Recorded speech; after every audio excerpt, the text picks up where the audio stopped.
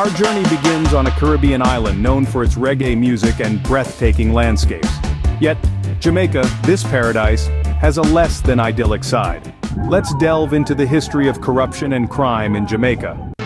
As we cast our minds back to the mid-20th century, Jamaica was a newly independent nation, flush with optimism and ambition. However, beneath the surface of this post-colonial euphoria, a vicious cycle was starting to take root.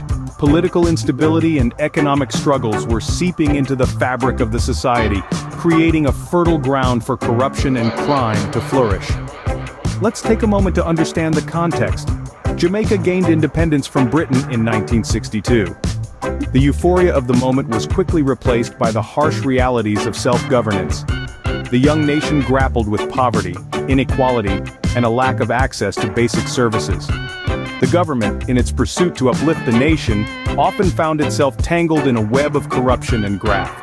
This was a time of great upheaval and uncertainty. The country's economy was struggling to find its footing. Unemployment was high, and opportunities were scarce. As desperation set in, a segment of the population turned to crime as a means of survival, thus setting the stage for a vicious cycle of corruption and crime. The 70s and 80s marked a period of political violence and rampant corruption. Political parties, in their quest for power, often allied with criminal elements. This unholy alliance further exacerbated the situation, as crime became deeply entrenched in the political and social fabric of Jamaica. As we entered the 90s, the situation worsened. The country's law enforcement agencies were ill-equipped to handle the escalating crime rates. Corruption within the police force itself became a significant hindrance in combating the growing crime menace. As we move into the 21st century, the situation in Jamaica has only intensified, making it one of the most dangerous countries in the world. The vicious cycle of corruption and crime, which began in the post-independence era, continues to plague this Caribbean paradise, casting a shadow over its beautiful landscapes and vibrant culture. The consequences of this vicious cycle are far-reaching, affecting not just the economy, but also the social fabric of Jamaica. The impact of corruption and crime on society can be likened to a poison, seeping into every aspect of life, leaving no stone unturned. Education, a bedrock of any thriving society, becomes a casualty in this war. Schools become underfunded and understaffed as the money meant for them is siphoned off. The young minds, which should be nurtured and cultivated, are instead stifled, their potential unrealized. Similarly, healthcare, another pillar of society, crumbles under the weight of corruption. Hospitals and clinics lack the necessary equipment and medicines to treat their patients adequately. The people who should be healed are instead left to suffer, their pleas for help falling on deaf ears. The overall quality of life plummets as corruption and crime run rampant. Infrastructure crumbles, businesses shutter, and the cost of living skyrockets. The divide between the rich and the poor widens, creating a chasm that seems impossible to bridge. The dream of a better life becomes just that, a dream, a mirage in the desert of despair. But perhaps the most profound impact is the psychological toll. Living under such conditions where hope is scarce and fear is abundant can wear down even the strongest of spirits. The joy of life is replaced with the fear of survival. The trust in institutions erodes, replaced by cynicism and disillusionment. The fabric of society, once vibrant and full of life, becomes frayed and torn. The sense of community, of belonging, starts to fade away as people become more concerned with their survival than their neighbors' well-being. Society, in essence, becomes a shadow of its former self, a ghost town where dreams die and hope is a scarce commodity. In the face of such adversity, it's easy to lose hope, but the Jamaican spirit is resilient. And this resilience, this indomitable spirit, is what will ultimately lead the way towards a brighter, more prosperous future. Despite the grim circumstances, there have been efforts to break this cycle of corruption and crime. In this battle against the dark underbelly of society, the government, non-governmental organizations and individuals have played significant roles. Initiatives have been launched, laws have been enacted, and systems have been put in place to combat the menace of corruption and crime. The government, for instance, has implemented stringent anti-corruption laws and created independent bodies to oversee their enforcement. These bodies are empowered to investigate corruption charges and prosecute the guilty. They also work to promote transparency and accountability in public offices.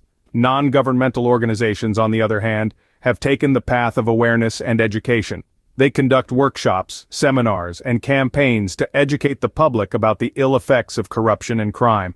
They strive to empower individuals with knowledge and tools to resist and report corrupt practices.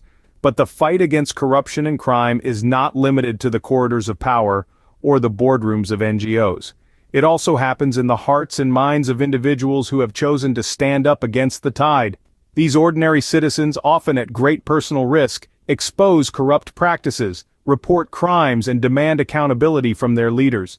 However, these attempts to break the cycle are not without challenges. The deeply entrenched culture of corruption, lack of resources, and sometimes the very real threat of retaliation make the fight a daunting one. The corrupt are often powerful, with deep pockets and deeper connections. They are adept at exploiting loopholes in the law and silencing those who dare to speak up against them. Moreover, corruption and crime are not just legal issues, they are social issues. They are rooted in poverty, inequality, and lack of opportunities. Until these underlying issues are addressed, the cycle will continue to persist. While these efforts are commendable, the journey to a corruption-free Jamaica is a long one. So, what does the future hold for Jamaica? Can this vicious cycle be broken? As we look ahead, it's clear that there's a long road to travel. But the journey of 1,000 miles begins with a single step, and the first step is acknowledging that change is necessary. The cycle of corruption and crime in Jamaica could be broken with a combination of political will, societal change, and international cooperation. First and foremost, political leaders must commit to transparency, accountability, and good governance. They should lead by example and foster a culture of integrity in public service. Societal change is equally vital.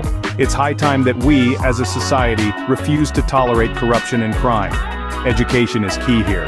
Schools, universities, and other institutions should emphasize the importance of honesty and lawfulness.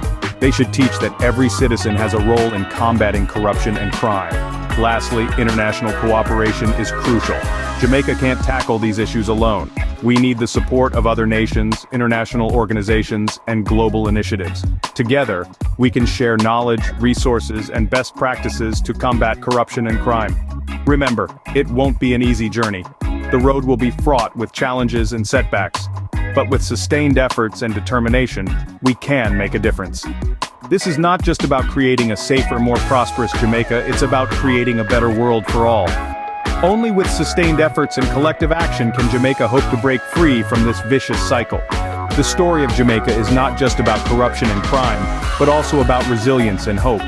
There's so much more to learn, to understand, and to contribute towards a brighter future. You have the power to make a difference, to be a part of the change. The first step? Stay informed. If you found this video informative, please subscribe, like, and share. Your support helps us bring more such content to you. Thank you for watching.